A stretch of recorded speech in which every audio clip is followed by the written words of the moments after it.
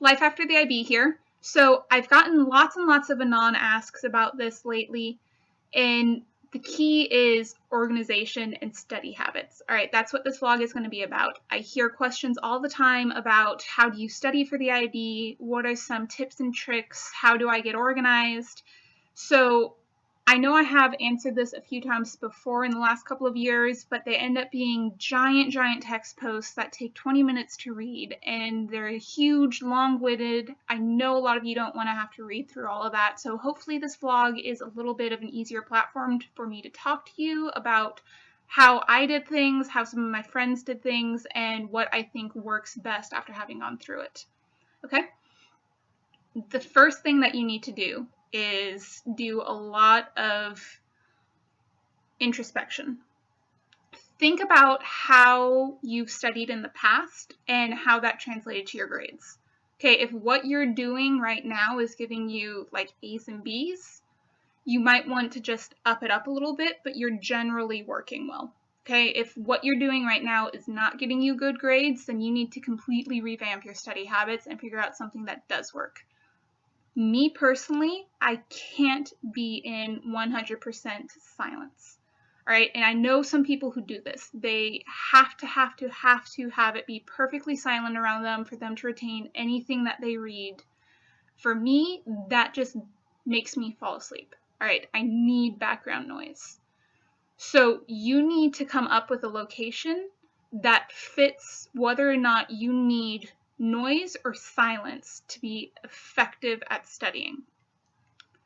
If you need silence, then you either need to make sure your family is aware of this and you have like a section of the house that is really good for you to study in that's perfectly silent, or maybe you should look into getting a room at the local library that you know can be perfectly silent. Take the steps ahead of time to make sure that you're completely established with where you're going to be studying. If you're like me and you need some noise, some people prefer to go to a coffee shop. Me, I'm really cheap. I don't like to spend a lot of money on something that I can make at home, so I don't like going out to coffee shops for that. At home, my family knows my study habits. I will put headphones in, and I have a couple of different stations on Pandora.com that play really nice, good background noise, all right?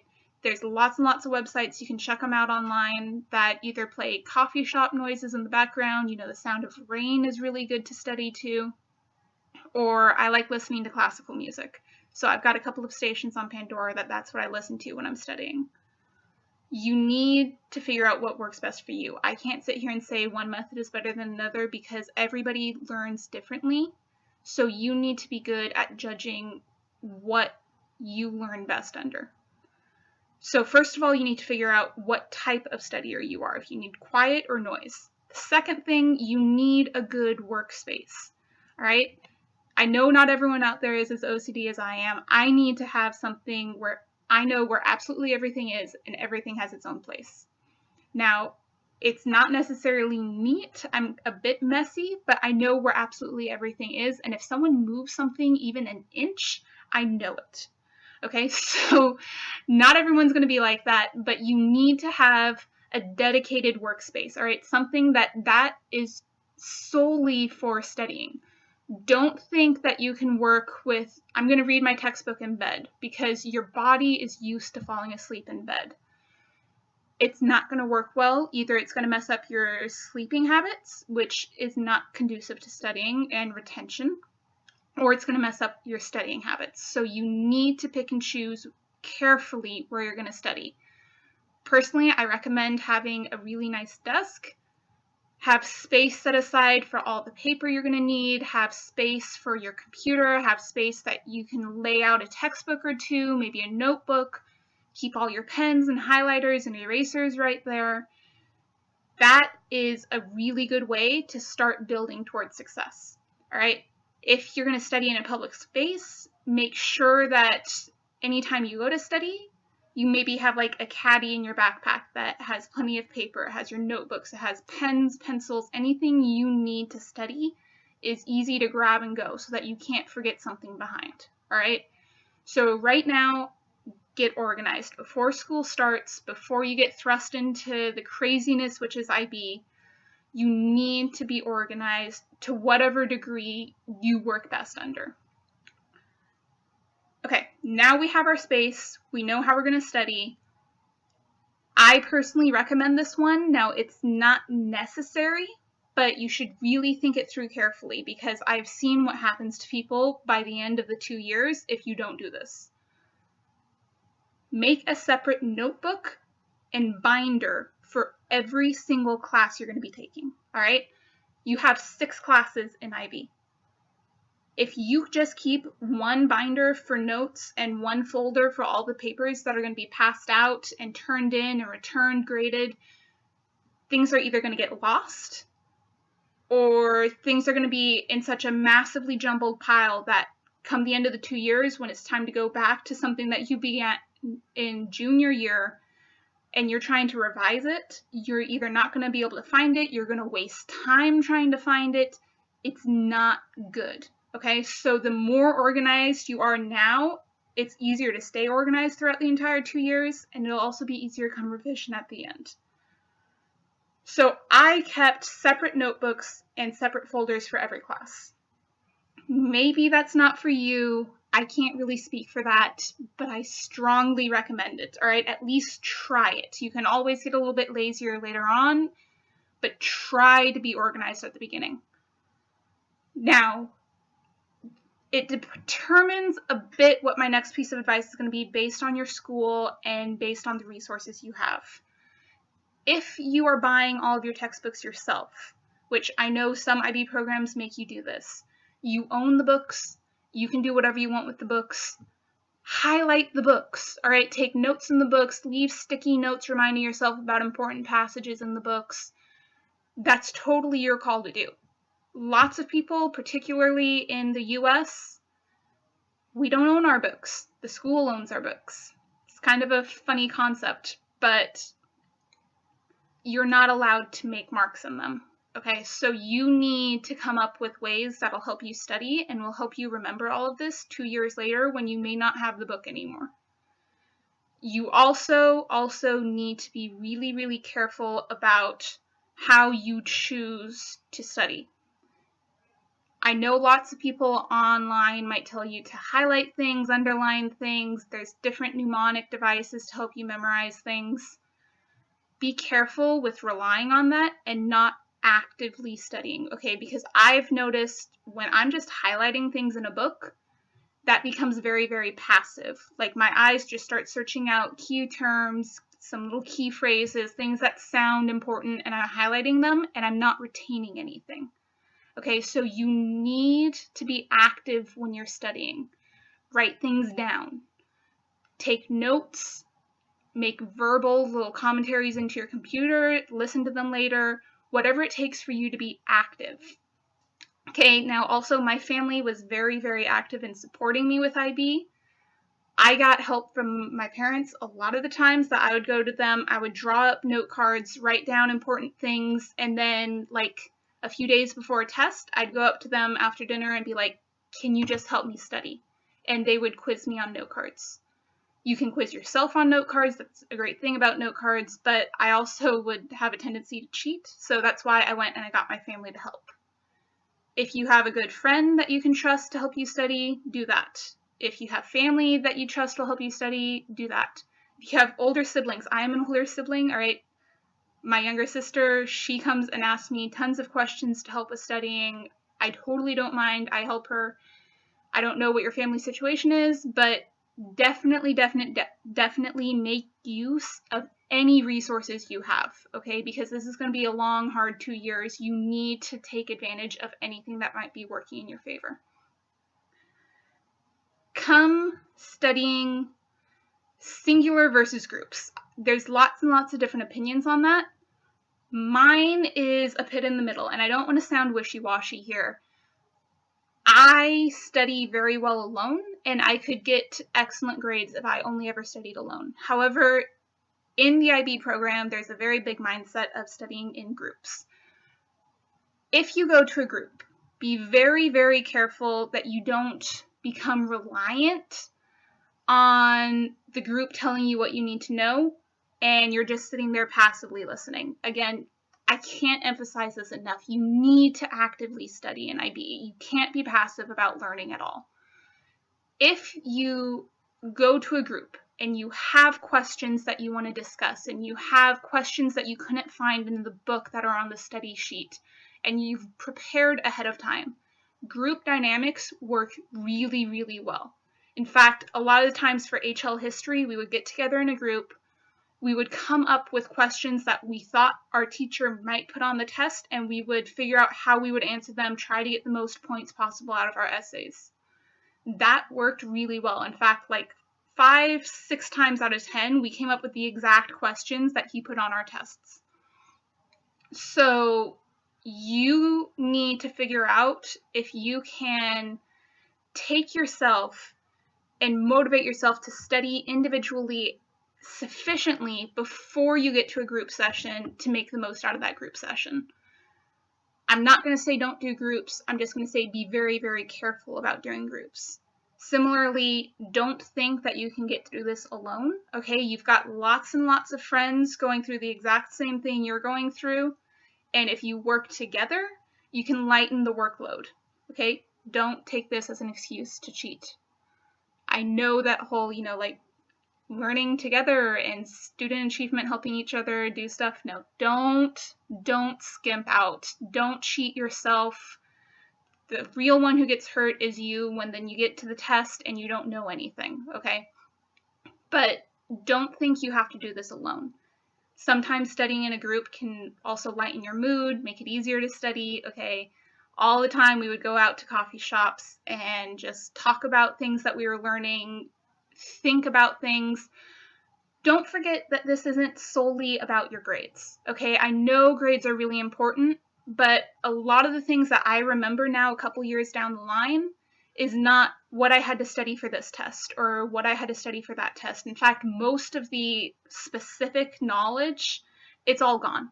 Okay, I don't remember specific things about biology. I don't remember specific reactions in chemistry. I can't tell you like half the things that we studied in history.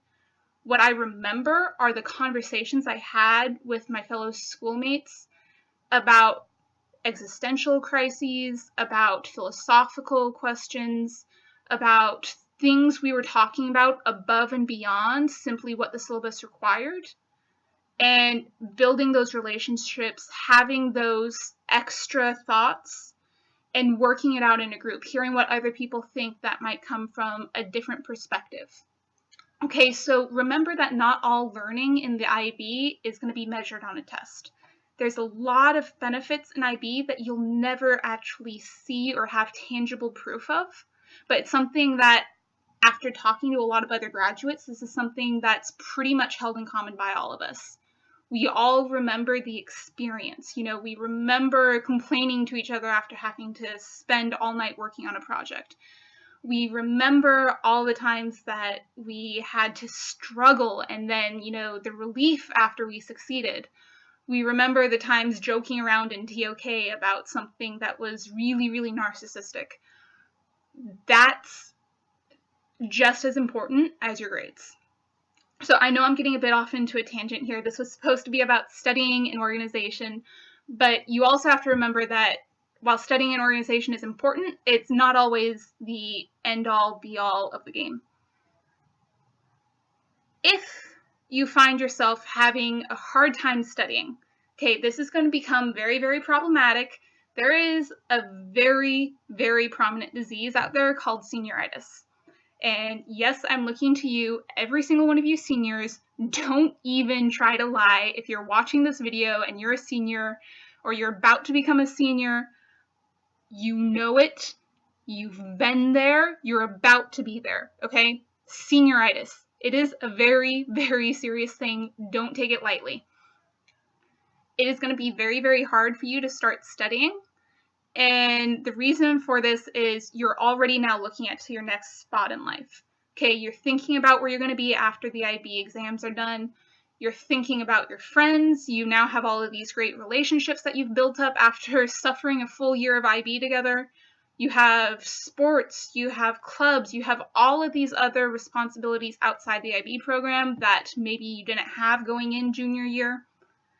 This is a lot to take on, all right? You're juggling lots and lots of different things. You're trying to have a social life. You're trying to stay up with family.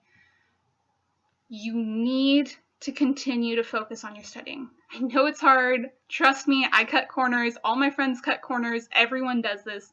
It's normal. It's part of life. But remember what's really important here, okay?